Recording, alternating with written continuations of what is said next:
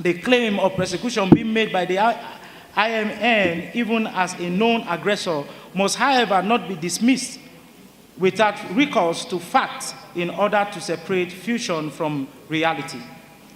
Since memories of how IMN came upon us as a country are fast-founding, it is important that we take steps to preserve and advance before they become contaminated beyond redemption, which is rapidly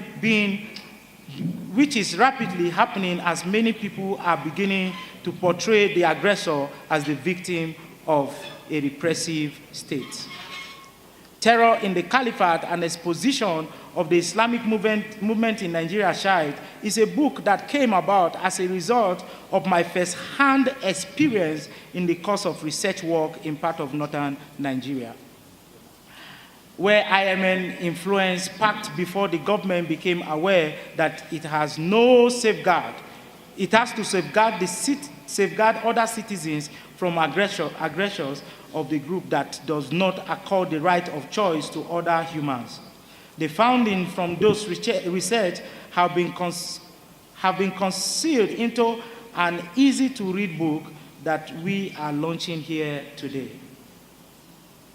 It is my hope that this book will provoke each and every one of us to embark on the search for further information on how an aggressor transforms into a victim in the mass concession in the scale that nobody reaches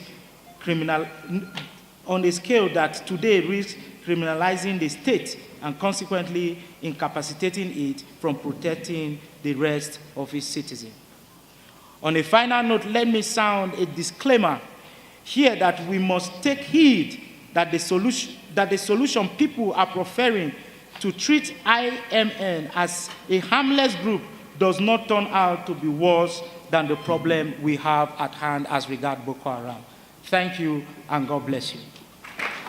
I think we need more examples, we need more conferences like this, because it is said that it's better to judge than to war. This one is especially good because it has brought together youths.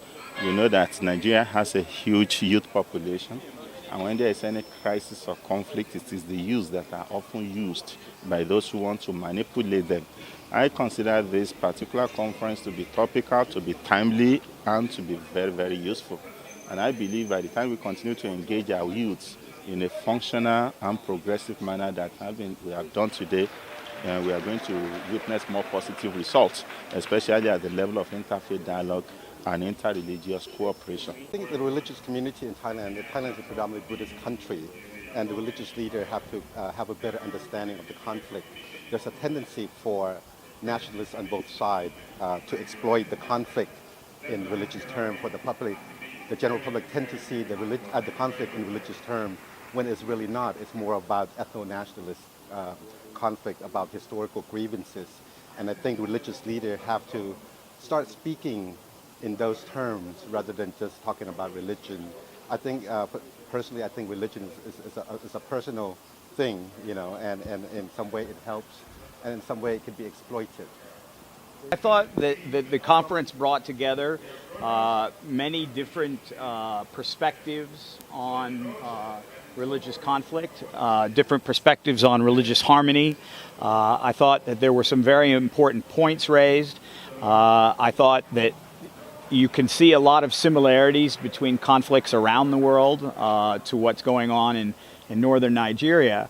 But I think that what the conference is trying to achieve is to tell people how to resolve conflicts and how to make peace, particularly in northern Nigeria, but all around the world. And I think that a conference like this, if it were to be held in Lebanon, or if it were to be held in southern Thailand, or if it were to be held in New York City, would have a similar resonance with people in terms of talking about ways for religions to get along and not targeting religions because they're thought to be inherently violent.